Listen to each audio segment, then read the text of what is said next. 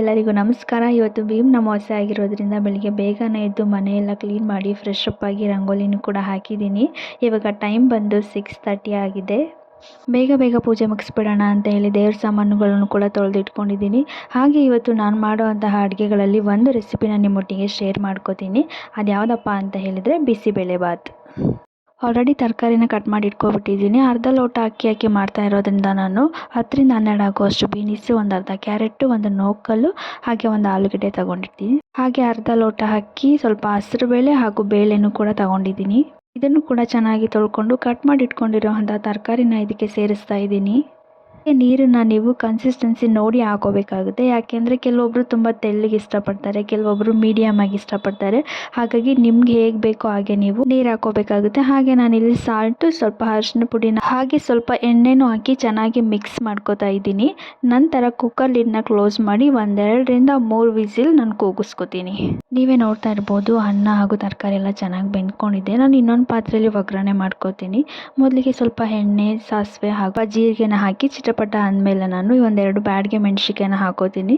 ಬ್ಯಾಡಗೆ ಮೆಣಸಿಕಾಯಿ ಹಾಕೋದ್ರಿಂದ ತುಂಬಾ ಟೇಸ್ಟ್ ಬರುತ್ತೆ. ನಂತರ ಕಟ್ ಮಾಡಿ ಇಟ್ಕೊಂಡಿರೋಂತಹ ಒಂದು ಈರುಳ್ಳಿನ ಹಾಕೋತೀನಿ. ಹಾಗೆಯೇ ಸ್ವಲ್ಪ ಕರಿಬೇವು ಕೂಡ ಹಾಕ್ಕೊಂಡು ಚೆನ್ನಾಗಿ ಫ್ರೈ ಮಾಡ್ಕೋತೀನಿ.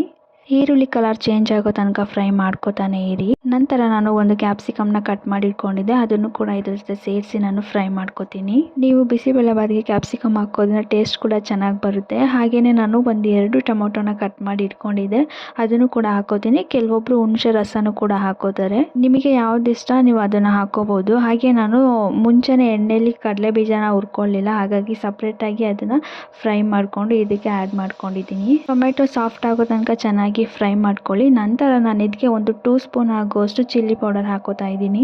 ನಂತರ ನಾನು ಇದಕ್ಕೆ MTR ಅವರ ಬಿಸಿಬೇಳೆಬಾತ್ ಮಸಾಲ ಪೌಡರ್ನ ಯೂಸ್ ಮಾಡ್ತಾ ಇದ್ದೀನಿ. ನಾನು 2 ಸ್ಪೂನ್ ಆಗುವಷ್ಟು ಚಿಲ್ಲಿ ಪೌಡರ್ ಹಾಕೊಂಡಿರೋದ್ರಿಂದ 3 ಸ್ಪೂನ್ ನಾನು ಈ ಮಸಾಲ ಪೌಡರ್ನ ಹಾಕ್ಕೊಂಡು ಚೆನ್ನಾಗಿ ಫ್ರೈ ಮಾಡ್ಕೋತೀನಿ. ನಂತರ ಇದಕ್ಕೆ ಸ್ವಲ್ಪ ನೀರನ್ನು ಹಾಕಿ ಸ್ವಲ್ಪ ಇಂಗನ್ನು ಹಾಕಿ ಕೂಡ ನಾನು ಚೆನ್ನಾಗಿ ಮಿಕ್ಸ್ ಮಾಡ್ಕೋತೀನಿ. ಹಾಗೆ ಸ್ವಲ್ಪ ಸಾಲ್ಟ್ನೂ ಹಾಕಿ ನಾನು ಚೆನ್ನಾಗಿ ಕುದಿಸ್ಕೋತೀನಿ. ನೀವೇ ನೋಡ್ತಾ ಇರ್ಬೋದು, ಎಲ್ಲ ಚೆನ್ನಾಗಿ ಮಸಾಲೆ ಎಲ್ಲ ಬೆಂದ್ಕೊಂಡು ಚೆನ್ನಾಗಾಗಿದೆ. ನಂತರ ಇದನ್ನು ನಾನು ಬೇಯಿಸಿಟ್ಕೊಂಡಿರೋ ಅಂತಹ ಅಕ್ಕಿ ಮತ್ತು ತರಕಾರಿ ಜೊತೆ ಮಿಕ್ಸ್ ಮಾಡ್ಕೋತಾ ಇದ್ದೀನಿ. ನಂತರ ಇದಕ್ಕೆ ನೀವು ಕನ್ಸಿಸ್ಟೆನ್ಸಿ ಹೇಗೆ ಬೇಕೋ ಹಾಗೆ ನೀರು ಹಾಕ್ಕೊಂಡು ಚೆನ್ನಾಗಿ ಮಿಕ್ಸ್ ಮಾಡ್ಕೊಳ್ಳಿ.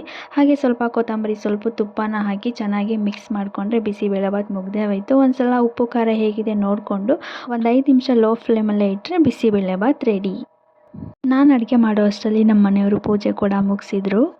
ಆಷಾಢ ಮಾಸದ ಕೊನೆಯ ದಿನನ ಆಷಾಢ ಅಮಾವಾಸ್ಯೆ ಅಂತ ಕರೀತಾರೆ. ಭೀಮ್ ಅಮಾವಾಸ್ಯೆ ಅಂದರೆ ಇದು ಮಹಾಭಾರತದ ಭೀಮನಿಗೆ ಸಂಬಂಧಪಟ್ಟಿದ್ದಲ್ಲ, ಅದರ ಬದಲಾಗಿ ಶಿವನ ರೂಪವಾದ ರುದ್ರನ ಇನ್ನೊಂದು ಹೆಸರು ಭೀಮನಾಗಿದೆ ಅಂತ ಹೇಳ್ತಾರೆ. ಈ ಭೀಮ್ ಅಮಾವಾಸ್ಯೆ ಅನ್ನೋದು ತುಂಬಾ ಶ್ರೇಷ್ಠವಾದ ವ್ರತ ಆಗಿರುತ್ತೆ. ಮದುವೆ ಆಗಿರೋರು ಗಂಡನ ಪಾದ ಪೂಜೆ ಮಾಡಿ ಅವರಿಂದ ಆಶೀರ್ವಾದ ಪಡ್ಕೋಬೇಕು.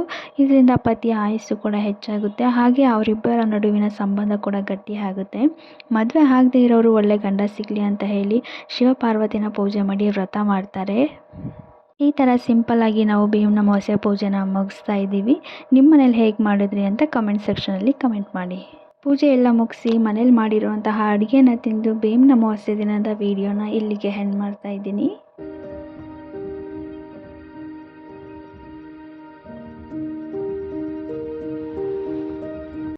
ಇದು ಮೊದಲನೇ ಶ್ರಾವಣ, ಅಂದರೆ ನಾನು ನಿನ್ನೆ ಮಾಡಿರೋಂತಹ ವಿಡಿಯೋ. ಏನಪ್ಪ ಇದು ಸ್ಯಾರಿ ತೋರಿಸ್ತಾ ಇದ್ದಾಳೆ ಅಂತ ಅನ್ಕೋತಾ ಇದ್ದೀರಾ. ಇವತ್ತು ನಾನು ಇದೇ ಸ್ಯಾರಿನ ವೇರ್ ಮಾಡಿ ಟೆಂಪಲ್ಗೆ ಹೋಗ್ತಾ ಇದ್ದೀನಿ. ಸ್ಯಾರಿ ಕಲರ್ ಮಾತ್ರ ಸಖತ್ತಾಗಿದೆ, ಆದರೆ ಬ್ಲೌಸ್ ಕೂಡ ಅದೇ ಕಲರ್ ಬಂದಿರೋದ್ರಿಂದ ನಾನು ಈ ಬ್ಲೌಸ್ನ ಕಾಂಟ್ರಾಸ್ಟ್ ಬ್ಲೌಸ್ ಥರ ಯೂಸ್ ಮಾಡಿಕೊಂಡು ವೇರ್ ಮಾಡ್ತಾ ಇದ್ದೀನಿ. ನೀವು ನೋಡ್ತಾ ಇರ್ಬೋದು, ವೇರ್ ಮಾಡಿದ ಮೇಲಂತೂ ಸಿಂಪಲ್ಲಾಗಿ ಎಲಿಗೆಂಟಾಗಿ ಕಾಣಿಸ್ತಾ ಇದೆ. ಇದು ನನ್ನ ಫ್ರೆಂಡ್ ನನಗೆ ಗಿಫ್ಟ್ ಮಾಡಿದಂತಹ ಸ್ಯಾರಿ. ರೆಡಿ ಆಗಿಬಿಟ್ಟು ನಾವು ನಮ್ಮ ಸಿಸ್ಟರ್ ಮನೆಗೆ ಹೋದ್ವಿ.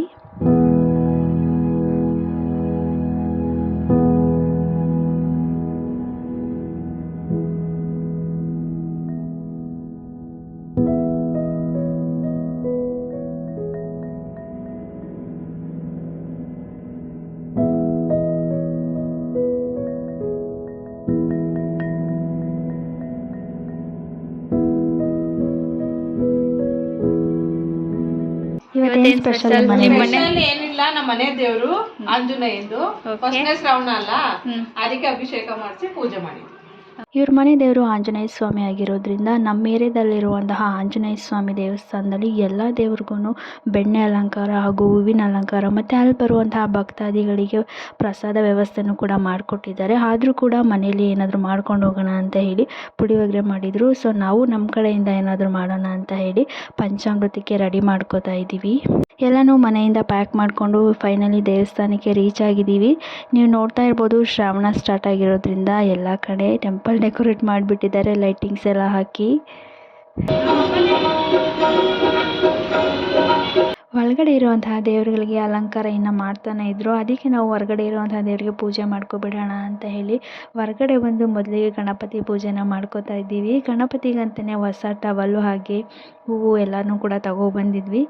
ಮೊದಲಿಗೆ ಬಿಳಿ ಟವಲ್ ಹಾಕಿ ನಂತರ ಹೂವು ಹಾಕಿ, ಬಿಳಿ ಎಕ್ಕದು ಅಂದರೆ ಗಣೇಶಗೆ ತುಂಬ ಇಷ್ಟ ಅಲ್ವಾ, ಹಾಗಾಗಿ ಅದರ ಹಾರ ಕೂಡ ತಗೊಬಂದಿದ್ವಿ.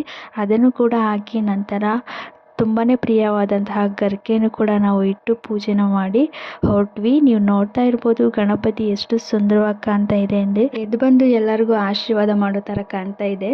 ಸೊ ನಿಮಗೂ ಕೂಡ ಒಳ್ಳೆಯದಾಗಲಿ ಅಂತ ಕೇಳ್ಕೊತೀನಿ. ನಂತರ ಅಲ್ಲಿ ಪೂಜೆ ಮುಗಿಸಿ ಹೊರಗಡೆ ಇರುವಂತಹ ನಾಗರಿಕರಿಗೆ ಪೂಜೆ ಮಾಡೋಕ್ಕೆ ಬಂದ್ವಿ.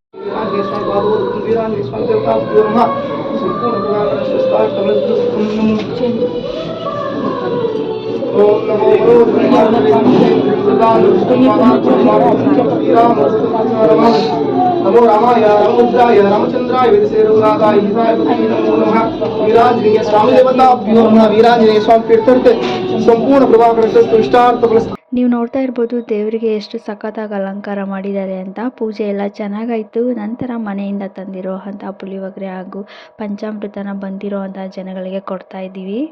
ಹಾಗೆ ಇಲ್ಲಿ ಮಧ್ಯಾಹ್ನ 12 ಗಂಟೆ ಮೇಲೆ ಪ್ರಸಾದನ ಕೂಡ ಕೊಡ್ತಾರೆ. ಸೊ ನಾವು ಎಲ್ಲರಿಗೂ ಕೊಟ್ಟು ಮನೆಗೂ ಸ್ವಲ್ಪ ತಗೊಂಡು ಇಲ್ಲಿಂದ ಹೊರಟ್ವಿ. ಹೀಗಿತ್ತು ಇವತ್ತಿನ ದಿನ. ಯಾರಿಗೆಲ್ಲ ಈ ವಿಡಿಯೋ ಇಷ್ಟ ಆಯಿತು ಪ್ಲೀಸ್ ಲೈಕ್ ಮಾಡಿ, ಶೇರ್ ಮಾಡಿ, ಕಮೆಂಟ್ ಮಾಡಿ. ಯಾರೆಲ್ಲ ನನ್ನ ಚಾನಲ್ ಇನ್ನೂ ಸಬ್ಸ್ಕ್ರೈಬ್ ಮಾಡ್ಕೊಂಡಿಲ್ವೋ ಬೇಗ ಬೇಗ ಸಬ್ಸ್ಕ್ರೈಬ್ ಮಾಡ್ಕೊಳ್ಳಿ. ಆದಷ್ಟು ಬೇಗ ಮುಂದಿನ ವೀಡಿಯೋಸಲ್ಲಿ ಸಿಗ್ತೀನಿ. ಬಾಯ್.